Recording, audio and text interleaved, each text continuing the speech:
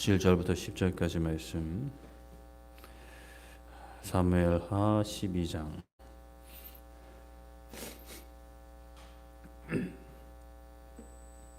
사무엘하 12장 7절부터 10절까지. 사무엘하 12장 7절부터 10절까지 한 절씩 교독하도록 하겠습니다. 나단이 다윗에게 이르되 당신이 그 사람이라. 이스라엘의 하나님 여호와께서 이와 같이 이르시되 내가 너를 이스라엘 왕으로 기름 붓기 위하여 너를 사울의 손에서 구원하고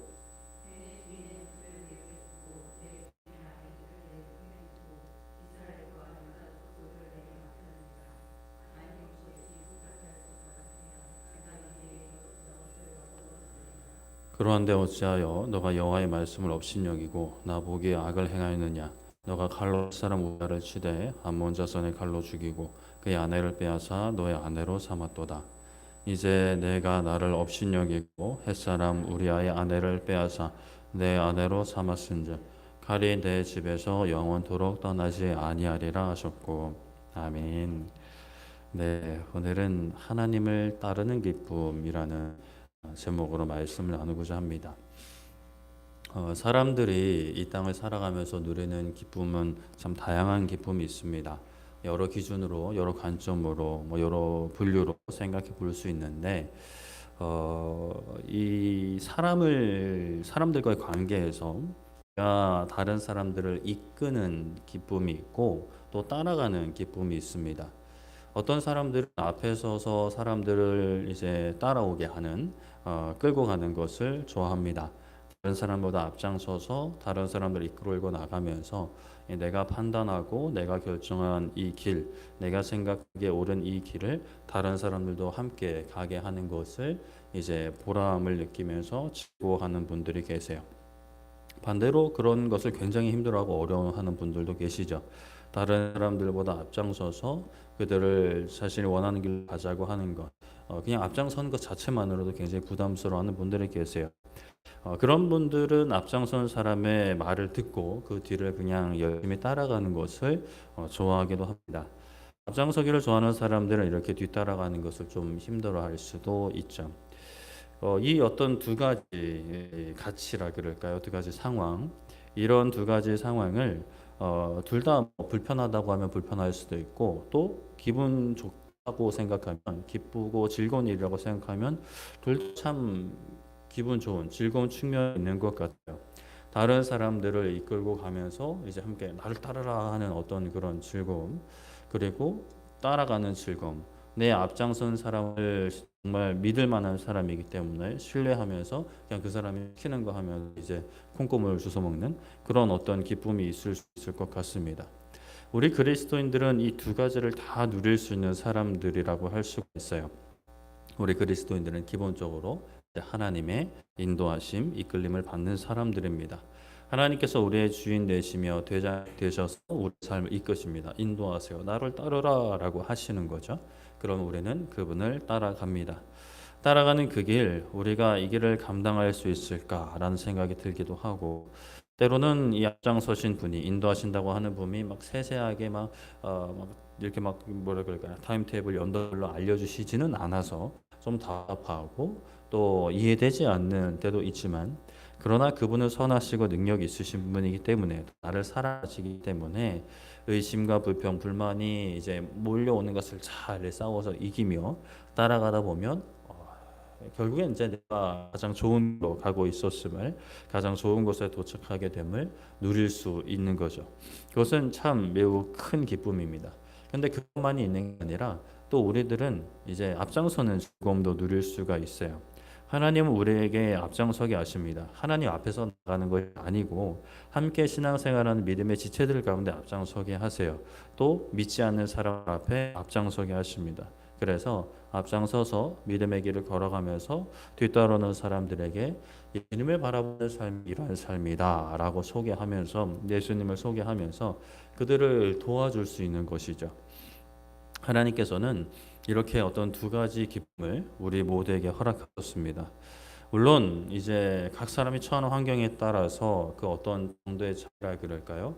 이 땅에서는 특히 이제 모두 하나님을 따라가지만 다른 사람들을 이끄는 어떤 그런 면을 보면은 많은 사람들을 이끄는 사람이 있고 그냥 적은 사람들을 이끄는 사람들이 있습니다.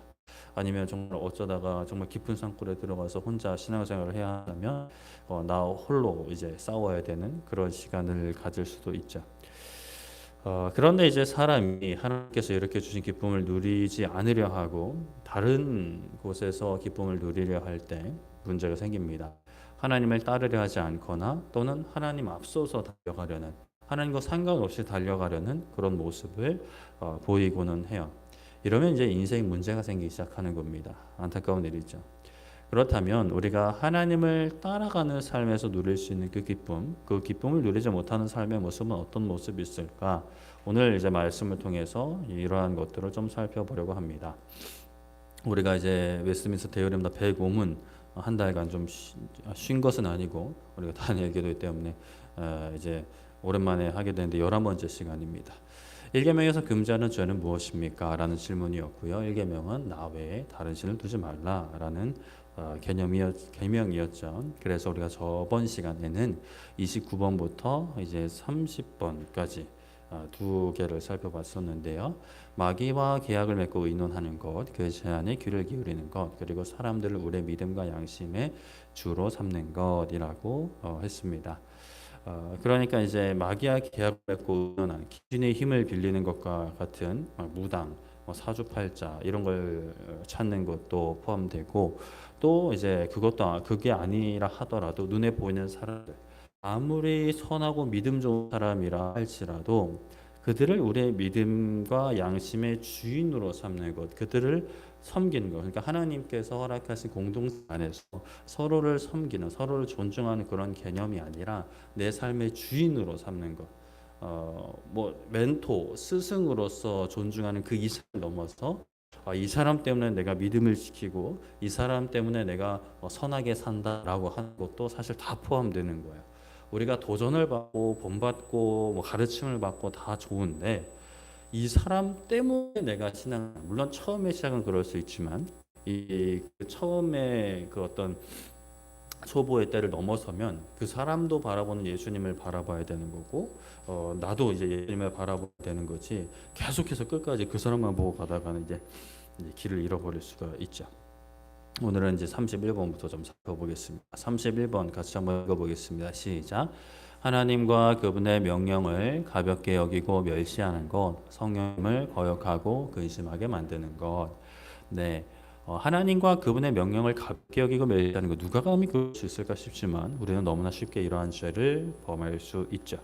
사무엘하 12절에 그런데 어찌하여 너가 여호와의 말씀을 업신여기고 나보기에 악을 행하였느냐?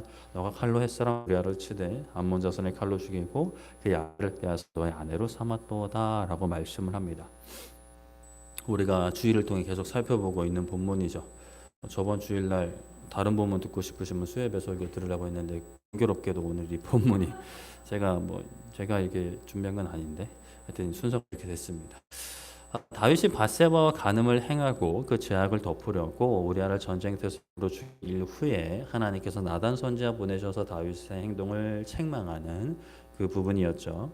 하나님께서 다윗이 행한 행동을 책망하시면서 너가 어떠한 잘못을 했냐라고 말씀하실 때 너가 여호와의 말씀을 업신여겼다라고 하셨습니다. 밧세바와 간음하고 우리아를 죽인 이 모든 것이 결국은 하나님의 말씀을 업신여긴 것이었죠. 하나님을 무시한 겁니다. 이것이 다윗이나 오늘날 우리가 어떠한 간음을 행하지 않는다 하더라도 살인교사를 하지 않는다 하더라도 우리가 행하는 크고 작은 모든 죄악의 뿌리 본질이 바로 하나님의 말씀을 업신여기는 거예요. 땅이 하나님께서 받으셔야 하는 영광 그리고 받으셔야 하는 우리의 순종을 우리가 거부하는 것이죠. 하나님께서 원하시는 것이 아닌 지금 당장 나의 죄중력이 이끄는 대로 세상의 자랑이 이끄는 대로 생각하고 행동하는 것들 그 모든 것이 하나님 업신여기는 것 정말 심각한 죄악인 거죠. 사람들은 크고 작은 죄를 지으며 하나님께서는 사랑이 넘치시고 긍휼에 넘치셔서 이 정도는 귀엽게 봐주실 거다라고 생각하는 그런 모습들이 있는 것 같아요. 근데 이거 굉장히 조심해야 됩니다. 하나님 물론 은혜와 사랑이 넘치시는 분이시지만 하나님은 동시에 죄악을 끔찍하게 생각하신다라는 것을 우리가 잊어서는 안 됩니다. 그 죄악 때문에 예수님께서 우리를 위해 죽으신 거예요. 우리의 죄를 용서해 주시려고 자신의 아들까지 희생시키셨는데 우리가 그러한 죄를 가볍게 여기는 것, 그 죄의 자리에 무감각하게 머물러 있는 것, 우리가 뭐 이전에 계속 살펴봤지만 영적인 게으름으로 벗어나지 않는 것, 그것은 하나님을 업신여길 뿐만이 아니라 그 아들의 생명의 피값을 가볍게 여기는 것이 되어버리는 거예요. 사단은 물론 거짓과 속임수로 잘 포장을 해서 그게 아닌 것처럼 이야기하지만 우리가 냉정하게 마주해야 되는 현실은 우리의 크고 작은 죄들이 하나님과 예수님의 피값을 정말 가볍게 만드는 거예요. 이게 오히려 마귀는 이렇게 우리를 속이잖아요. 그 은혜가, 그 사랑이, 그 용서가 너무 크니까 이러한 죄는 괜찮아라는 식으로 이렇게 우리를 속이지만, 그러나 우리가 그러한 속에 넘어가서 안 되고 그 죄, 우리가 정말 때로는 가볍게 여기는 그 죄를 위해서 예수님께서 죽으셨다라는 것을 생각해 보면 우리는 어떠한 죄도 가볍게 여겨서는 안 되는 것이죠. 하나님은 자신을 업신여기는 것을 결코 귀엽게 여기지 않으십니다. 크신 은혜와 사랑으로 그 죄악에서 떠나는 것, 돌이키는 것을 정말 기다리시고 원하시는 것이지, 그 죄악에 머물러 있는 것 자체가 결코 막 귀엽거나 이쁘게 보지 않으세요. 아파하시고 진노하시죠. 그렇게 우리는 하나님의 말씀을 업신여겨서는 안 되죠. 뭐 너무나 당연하고 기본적인 것, 하라는 것 하고 하지 말라는 것 하지 말아야 합니다. 그것은 하나님을 존중하는 삶의 태도에 있어서, 하나님을 믿는 신자의 삶에 있어서 그냥 기본 중에 기본, 경외하는 것의 기본이라고 할 수가 있죠. 잠언 13장 13절에 말씀을 멸시하는 자는 자기에게 패망을 이루고 계명을 두려워하는 자는 상을 받으니라 라고 말씀을 합니다. 잠언서는 지혜서입니다. 각종 지혜의 말들이 가득한, 그래서 막 왔다 갔다 거리는 어떤 그런 느낌도 있지만, 그 중에 말씀을 멸시하는 자는 자기에게 패망을 이룬다라고 해요. 하나님의 말씀을 가볍게 여기는 것, 무시하는 것, 업신여기는 것은 자기에게 패망을 가져오는 것. 그러니까 자기 얼굴에 그냥 패망을 뒤집어 쓰는 거죠. 스스로 망하게 하는 길입니다. 우리가 어떤 정상적인 마음의 상태라면 스스로에게 해가 되는 일은 하지 않습니다. 그런데 굉장히 어떤 마음이 이그러져 있고 굉장히 뭔가 굉장히 잘못되어 있을 때 스스로의 해를 끼치면서까지 어떤 그것을 벗어나고자 하는 그런 마음의 유혹에 우리가 시달릴 수가 있는데, 그냥 보통의 상태라면, 정상적인 상태라면 뭐 마음이든 육체든 자신에게 해가 되는 일을 하지 않죠. 다른 사람을 위한 어떤 희생도 아니고 그냥 생으로 막 나에게 해가 되는 일들, 그러니까 다른 사람을 돕기 위해서 내가 좀 희생하고 헌신하는 그런 게 아니라 다른 사람을 돕는 것도 아니고 그냥 나한테 생으로 해가 되는 일을 하지 않아요. 그러나 안타까운 것은 그런 사람들도 하나님의 말씀을 멸시하는 사람이 많다라는 거예요. 본인들 인생 패망의 길로 가져가는 것도 모르고 그렇게 행하고 있는 거죠. 물론 그 당시는 자신에게 이게 나는 유익이라고 생각하니까 자기 소견에 이제 옳은 대로 살아가는데, 그게 하나님과는 이제 전혀 상관없는 삶을 살아가는 이들이 너무나 많습니다. 하나님이 안 계시다면, 만약에 정말 하나님이 안 계시다면 자기 소견에 옳은 대로 하는 것이 뭐가 잘못됐을까요? 자기 소견에 옳은 대로 하고 자기가 책임지면 되죠. 게다가 뭐 다른 사람에게 피해만 주지 않으면 자기 소견에 옳은 대로 하는 것은 뭐 나쁠 게 없을 것 같아요. 그러나 문제라게 하긴 좀 그렇고, 문제이자 해답이 되는 것은 하나님이 계시다라는 사실이에요.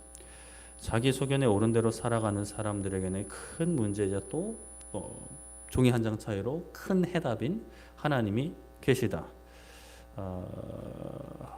하나님은 왕이신데 자기 손에 옳은 대로 살아가는 것은 내가 왕이 되는 겁니다. 나는 왕의 신하가 아니라 내가 왕이다라는 거죠.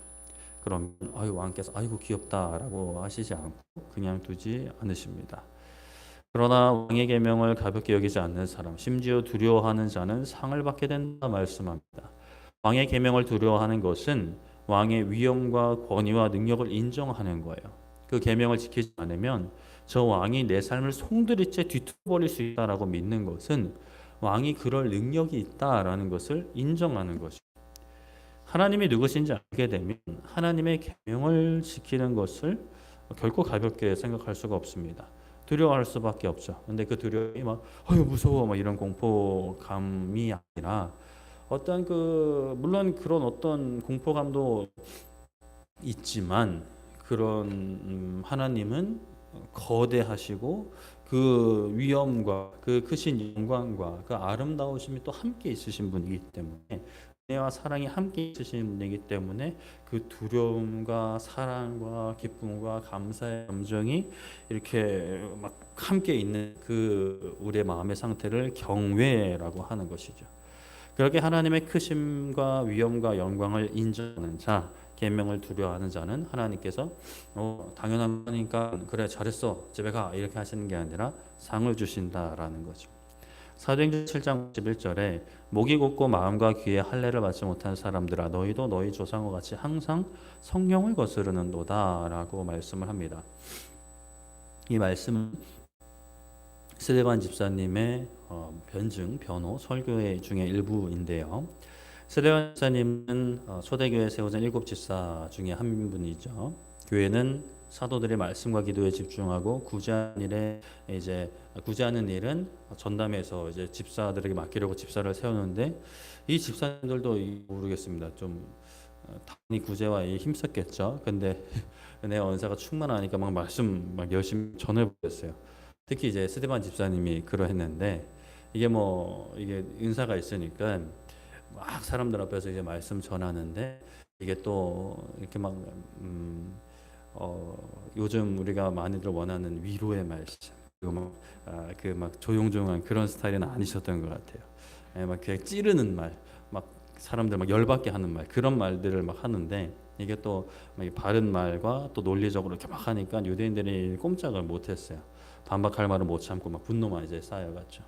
사도행전 그 7장에 보면 그 스데반 집사님이 공회에서 이제 불려와가지고 이제 변호 설교하는 이 내용인데요. 아브라함 때부터 시작해서 하나님께서 이 우리 조상들을 어떻게 인도하셨고 어떤 구원의 계획을 가지고 계셨는지를 이렇게 쭉 설명하는데 모든 역사를 다룬 것은 아니고 하나님이 어떤 일을 행하셨는지 그런데 그러한 가운데 우리 조상들이 또 어떤 잘못을 범했는지를 이제 언급을 해요.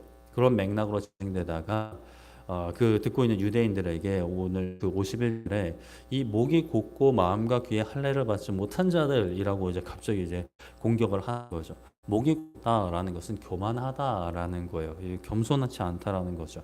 그런데 문제는 하나님 앞에서 교만하고 몸의 할례는 당연히 받았지만 유대인이니까 몸의 할례는 받았지만 정말 중요한 마음과 귀가 할례를 받지 못해서 이 몸은 뭐 거룩해 보이지만 그 마음과 생각이 거룩하지 못한 거죠.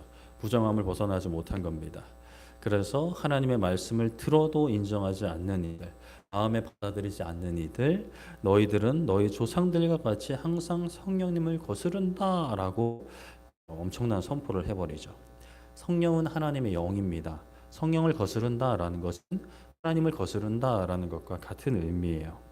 하나님께서 말씀을 깨닫게 하시고 그 마음과 하나님의 마음과 뜻을 깨닫게 하시는데 이악 물고 막 버티는 거죠. 아니야 아니야 이러면서 하나님께서 깨닫게 해주셔도 그건 하나님의 뜻이 아니라며 거부하고 있는 유대인들을 고발하고 있습니다. 그래서 스데반 집사님은 유대인들을 향해서 너희는 성령 하나님의 뜻을 거스르고 있다라고 책망하고 있어요. 오늘날에도 성령님께서는 우리 가운데 역사하시면서 말씀을 깨닫게 하셔 하나님의 말씀을 듣게 하십니다. 단순히 귀로 듣고 끝나는 것이 아니라 마음에 때로는 기쁨, 감동, 때로는 뼈아픈 책망으로 깨닫게 하세요. 그러면 그 말씀에 우리는 엎드려 아멘 하고 순종해야 합니다. 물론 뭐 악한 영이 하는 얘기 이제 성령님께서 주시는 마음이 주는 분별해야겠지만 그렇게 분별되어서 성령님께서 하시는 것이라면 우리가 아멘하고 순종해야 되죠. 잘하고 있는 것들은 계속 잘해야 되는 거고 잘못하고 있는 것들은 얼른 이제 돌이켜야만 합니다. 그런데 말씀을 듣고도 순종하지 않는 마땅히 변해야 하는 것은 변하지 않고 그냥 머물러 있는 것은 성령님을 거스르는 것, 하나님의 뜻을 거스르는 것인 거죠. 에베소서 4장 30절에 하나님의 성령을 근심하게 하지 말라 그 안에서 너희가 구원에까지 인치심을 받았느니라 라고 말씀을 합니다. 에베소서 4장 30절에는 성령님을 근심하게 하지 말라라는 표현이 등장을 해요. 근심은 이제 마치 연약한 우리 인간이나 하는 어떤 부정한 것처럼 여겨지는 측면이 좀 있는 것 같아요. 그러니 하나님께서 근심하신다, 성령님께서 근심하신다. 아니 근심하실 게 뭐죠? 자기 마음대로 다 하시면 되지라고 이제 생각을 할 수도 있을 것 같은데, 이 근심하신다의 원어를 보면은 슬프다의 의미가 좀 더 강하게 있습니다. 그러니까 하나님께서 슬퍼하신다라는 거예요. 슬픔도 사실 하나님이 왜 슬퍼하시지라고 생각을 할 수가 있는데, 근데 하나님도 슬퍼하세요. 본래 하나님 소유된 백성들, 그 피조물들이 하나님을 떠나서 참 행복과 영원한 생명을 떠나 멸망의 길을 가고 있으니까 애통해 하시면서 슬퍼하시는 거죠. 그래서 우리는 하나님의 그 성령님을 근심하게 슬프게 하지 말아야 합니다. 하나님을 슬프게 하지 않으려면 어떻게 하면 될까요? 반대로 하면 되죠. 하나님을 기쁘시게 하면 되는 거예요. 그러면 하나님을 기쁘시게 하려면 어떻게 하는 걸까? 우리를 부르신 그 뜻에 합당하게 살아가면 되는 거예요. 에베소서 4장 30절에 보면 구원의 날까지 인치심을 받았다라고 말씀을 하고 있죠. 인치심, 도장을 찍었다라는 거예요. 하나님께서 넌 내 거야, 너는 구원받은 백성이야 라고 도장을 쾅 찍으신 거예요. 그런데 그 도장을 받고도 막 계속 구원의 길을 가지 않으려 하고 멸망의 길을 기웃거리고 막 그쪽으로 가려 하고 하나님을 사랑하지 않으려 하고 하나님 사랑한다고 하면서 세상도 사랑하려고 하면 이제 하나님이 기뻐하시지 않는 거죠. 어떤 상황에서도 아버지께로 나아가는 유일한 길인 예수님 안에 거하기를 힘쓰며 지금 상황이 참 힘들고 앞이 보이지 않아도 나를 사랑하시는 하나님께서 가장 좋은 길로 인도하신다는 것을 믿음으로 붙잡으며 표대를 향해 한 걸음 한 걸음 나아간다면, 아니 한 걸음 못 내딛는다 하더라도 그 자리에 버티고 있으면 하나님께서 그 모습을 기뻐하시리라 믿습니다. 우리의 마음과 생각에 걱정과 두려움이 몰려온다고 해서 자책하지 마시고 그러한 생각이 밀려올 때 싸워 나가야 되는 것이죠. 싸우는 게 참 싸우는 것도 힘들긴 하지만 그러나 승리의 기쁨을 경험하게 되고 그 승리의 기쁨을 누리게 또 싸우다 보면 또 승리하게 되고 이러한 선순환이 일어나야 합니다. 하나님께서 도우시면 일어나게 될 줄 믿습니다. 우리 32번 한번 읽어보겠습니다. 시작. 하나님의 섭리에 불만을 품고 참지 못하는 것, 우리에게 임하는 재난들에 대하여 어리석게 하나님을 비난하는 것. 네. 이 세상을 다스리시는 하나님의 통치, 그 계획을 섭리라고 표현을 합니다. 하나님의 섭리는 이 세상 모든 것을 포함하죠. 참새 한 마리도 하나님의 허락 없이는 땅에 떨어질 수 없다 하였습니다. 정말 모든 것이 하나님의 통치, 하나님의 영역을 벗어나는 것이 없어요. 그런데 이 가치, 가르침, 이 주제를 받아들이기 힘들어하는 분들이 많이들 계십니다. 왜냐하면 이 세상을 보면은 그냥 우리들의 삶만 봐도 이게 뭐 선한 모습들도 있지만 너무나 악한 모습도 많고 안타까운 일도 많기 때문이에요. 그러면 대개 사람들은 하나님이 이것도 허락하신 것이냐, 이것도 이렇게 하나님이 만드신 거냐라고 따지듯이 묻습니다. 사실 그 대놓고 처음부터 그냥 하나님을 향해서 딴지 걸려는 사람이 아니더라도 하나님을 그냥 좋게 생각하려고 해요. 하나님을 좋게 믿고 싶은 사람도 하나님이 세상을 다 다스리시는데, 그런데 세상에 보면 악한 인간들이 너무나 많이 있고 그 악한 인간들로 인해서 피해받는 사람들이 많아요. 그런데 그러한 일에 심지어 내 가족들, 또 나 자신이 그 일에 연루된다. 그래서 큰 피해를 입는다. 그러면 하나님의 선하심에 대해서, 어떤 하나님의 통치에 대해서 정말 강력한 의심이 사실 밀려오게 돼요. 이게 하나님을 잘 모르면 충분히 그럴 수가 있습니다. 그러나 우리가 진짜 하나님을 그냥 이렇게 하나님은 선하시면 다스리십니다. 물론 이게 사실 명확한 진리이긴 한데 어떤 이 진리의 뭐라 그럴까요? 가치라 그럴까요? 진리의 영역이라 그럴까? 이것을 정말 진짜로 제대로 알면 사실 그런 생각을 품을 수가 없어요. 성경에서는 고통당하는 많은 사람들이 있지만 그 중에 고통하면 또 욥의 고통을 빼놓을 수가 없죠. 갑자기 별다른 잘못도 안 했는데 하루아침에 재산 몽땅 날아가고 자녀들까지 죽고 엄청 피부병까지 얻게 되었어요. 이거 뭐 감당하기 어려운 일들이 막 하루아침에 며칠 사이에 다 닥친 거예요. 그런데 이제 욥기 1장 22절에 이 모든 일에 욥이 범죄하지 아니하고 하나님을 향하여 원망하지 않았다라고 말씀합니다. 이 고백은 사실 피부병이 생기기 전의 고백이긴 하는데, 그래도 우리가 생각할 때 여러분들이 가지고 있는 모든 재산이 하루아침에 다 날아가고 자식들이 죽었어요. 이게 뭐 사실 맨정신으로 버틸 일이 아닐 겁니다. 멘탈이, 보통 사람들 같은 경우는 멘탈이 나와서 그냥 멍하게 있거나 아니면 그 멍한 시간이 지나면 악을 쓰면서 내가 무슨 잘못을 했다고 하나님이 나한테 이런 일을 행합니까? 라고 소리를 질러도 주위에서 누가 감히 어디 하나님 앞에 그런 얘기를 하냐고 하기 참 쉽지 않을 거예요. 그런데 욥은 그렇지 않았다라는 거예요. 그 괴로움을 악한 행동으로 표현하지 않았고 무엇보다 하나님을 원망하지 않았다 합니다. 하나님에 대한 인식이 조금이라도 있는 사람들은 감당하기 어려운 고난을 만났을 때 하나님이 나한테 왜 이러시냐라는 말이 나올 수 있어요. 물론 사단이 그걸 굉장히 크게 부추깁니다. 사람과 사람 사이에서는 충분히 이해할 수 있는 말일 것 같아요. 그런 생각들이나 표현들이요. 그러나 우리는 참 조심스러운 말이지만 이러한 이해도 조심해야 됩니다. 하나님이 크신 은혜와 사랑으로 많은 것을 용서해 주세요. 우리가 하나님을 원망했던 시간들도 은혜로 덮어주세요. 그러나 그렇다 하더라도 우리가 조금이라도 이제 깨어 있다면, 조금이라도 더 하나님을 기쁘게 하고 싶다면 어떠한 상황에서도 하나님을 원망하는 말들, 하나님을 업신여기는 말들을 해서는 안 됩니다. 내 마음은 그렇지 않았다, 난 하나님을 업신여기고 싶지 않다라고 하더라도 하나님을 향한 원망은 하나님을 업신여기는 거예요. 아무리 내 상황이 힘들고 어렵다 하더라도 하나님을 원망하는 말들 하나님이 듣고 계세요. 물론 회개하면 그것도 용서해 주시긴 하지만, 그럼에도 불구하고 그런 상황에서라도 정말 원망하는 마음이 막 불같이 타오른다 하더라도 최소한 내 입 밖에는 내지 않고 내 마음속에 계속 이제 싸워야 하는 것이죠. 그 싸움이 뭐 아까도 언급을 했지만 참 쉽지 않는 부분이 있죠. 고난 가운데 있는 것만으로 힘든데, 이 내 육체의 어떤 질병만으로 너무 힘든데 마음의 어떤 이런 생각들과도 싸우려고 하면은 참 어려워요. 쉽지 않은 부분이 있어요. 그러나 어떻게 하겠어요? 우리가 생각을 아예 바꿔버려야 돼요. 인간적인 생각으로 서로를 위로하는 것으로 위로받는 거기서 머물러서는 안 되고, 우리가 해야 하는 것은 해야 한다라는 어떤 그런 단호함이 있어야 될 것 같습니다. 저번 주일에도 말씀드린 것처럼 사람의 제일 되는 목적은 하나님을 영화롭게 하는 것, 하나님께 영광을 돌리는 거예요. 고난 가운데서도 이 모든 것을 합력하여 선을 이루시는 하나님을 찬양해야 되는 거죠. 물론 이 땅에서의 위로도 굉장히 큰 힘이 있고 또 교회 안에서 필요한다라는 주장에 저는 그것 자체를 반대하고 싶지는 않지만, 그러나 그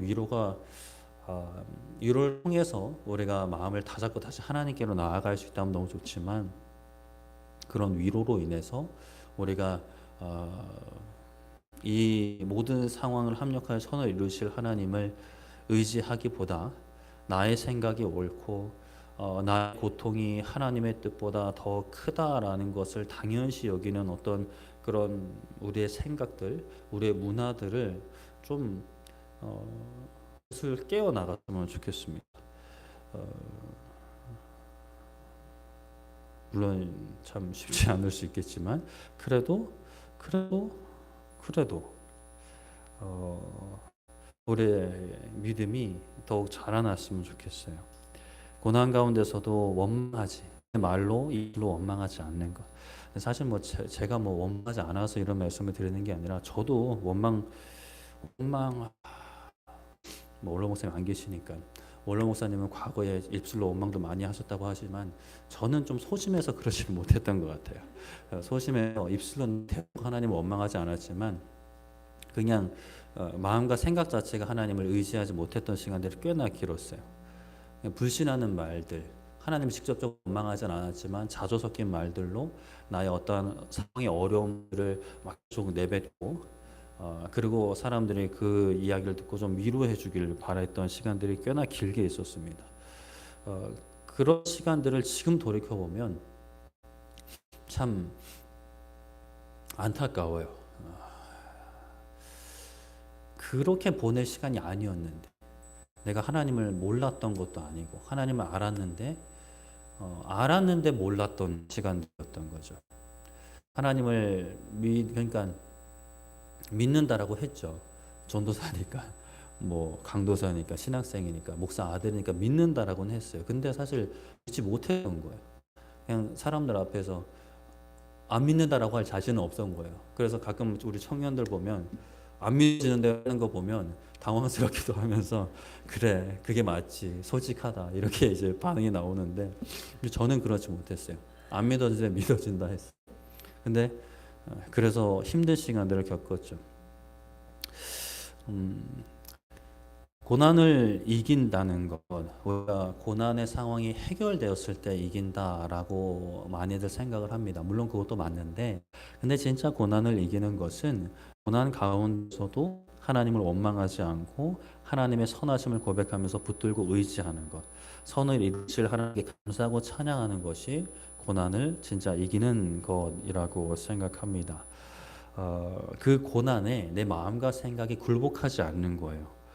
내 목이 잘려나가도 내가 당신의 부하가 될 수 없다. 내가 당신에게 굴복할 수 없다.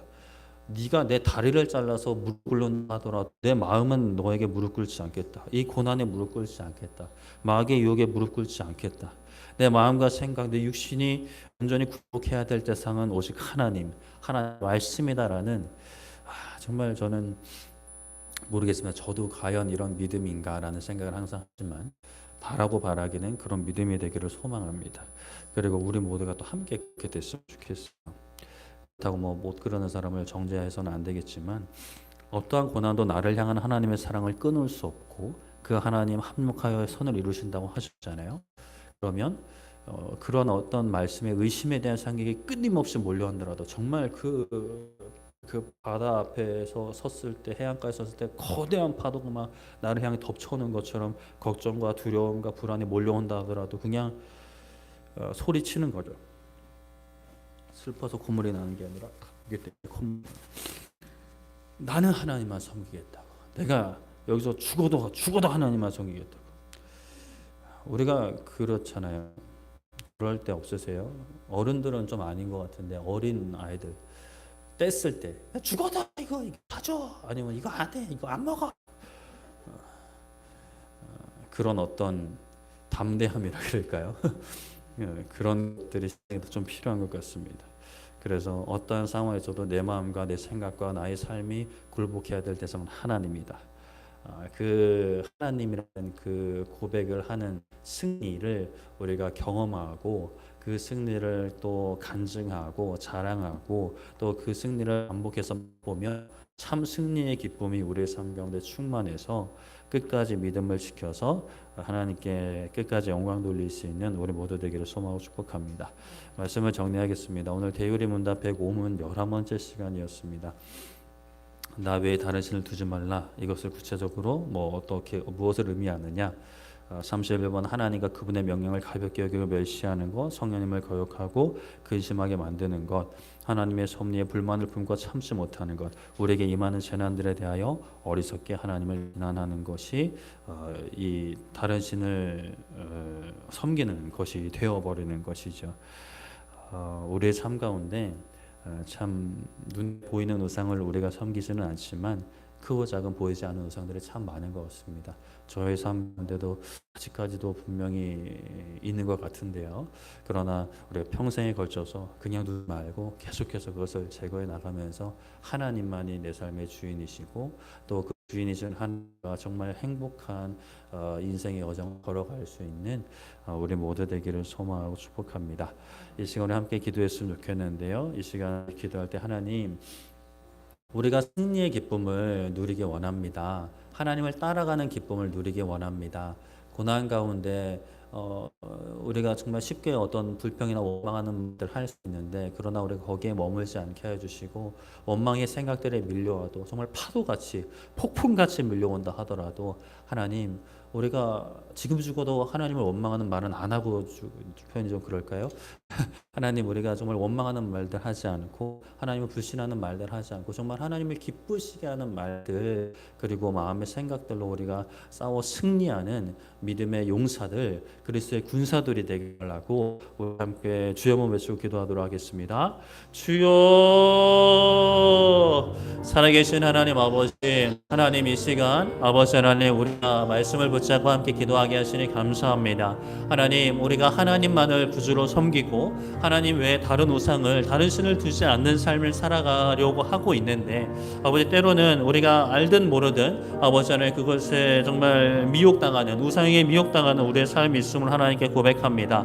아버지 하나님 우리가 하나님의 말씀과 하나님의 뜻을 가볍게 여기지 않고 곡해하지 않고 내 마음대로 해석하지 않고 말씀에 드러난 하나님의 뜻을 우리가 붙잡게 하여 주시옵고 하나님께서 우리의 삶을 가장 좋은 길로 인도하고 계신데 하나님 지금 당장 나의 삶이 너무 힘들고 어렵다고 해서 아버지 하나님을 의심하거나 원망하는 말들을 우리가 아버지 붙잡지 않도록 하나님 은혜 베풀어 주시옵소서. 정말 우리의 혀를 지키고 우리의 입술을 지켜서 아버지 먼저는 우리의 마음의 생각들이 입 밖으로 튀어나오지 않게 아버지 우리가 싸워 승리케 하여 주시고 또 입에서 그치는 것이 아니라 마음속에 일어나는 그런 마음과 생각들과도 계속해서 싸우기 원합니다. 하나님 힘 주셔야 합니다. 성령 하나님 함께 해주셔야만 합니다. 하나님의 전신갑주로 무장할 때 아버지 우리가 싸워서 승리하게 될 줄 믿습니다. 하나님 그 고난 가운데 우리의 마음과 생각을 무너뜨리려 하는 사단의 공격에 아버지 하나님 우리가 대적하여 싸워 승리하는 기쁨을 누리게 하여 주시고 정말 이 땅 가운데 어떠한 기쁨보다도 큰 기쁨 하나님을 위해 싸웠을 때 승리했다.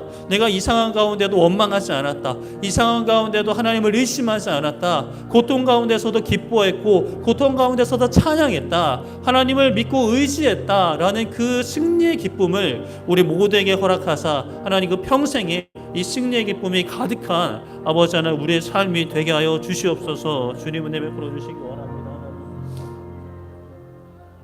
우리 한 번 더 기도할 때 이렇게 기도했으면 좋겠습니다. 하나님 이 기쁨을 우리가 세상 가운데 드러나게 하여 주시옵소서. 세상 사람들이 우리를 볼 때 저 사람을 너무 기쁘게 사는 것 같은데 환경은 이상한데 환경은 그런 왜 기쁘지라고 했을 때 하나님을 믿는 기쁨 하나님을 의지하는 모든 승리를 가진 자의 그 기쁨을 우리가 세상 가운데 드러나게 하여 주시옵소서. 정말 사랑하는 가족들에게 24시간 붙어있는 가족들에게도 그 기쁨을 드러내게 하시고 그리고 가까운 이웃들 뭐 친척들 친구들 이 대한민국 넘어 온 세계 열방을 향해 하나님 우리가 그 기쁨 전하는 전도자들 증인이 되게 하여 주시옵소서라고 우리 주여 한번 외치고 기도하도록 하겠습니다. 주여 살아계신 하나님 아버지의 귀한 시간 아버지 하나님 우리가 또 다시 한번 기도하게 하시니 감사합니다.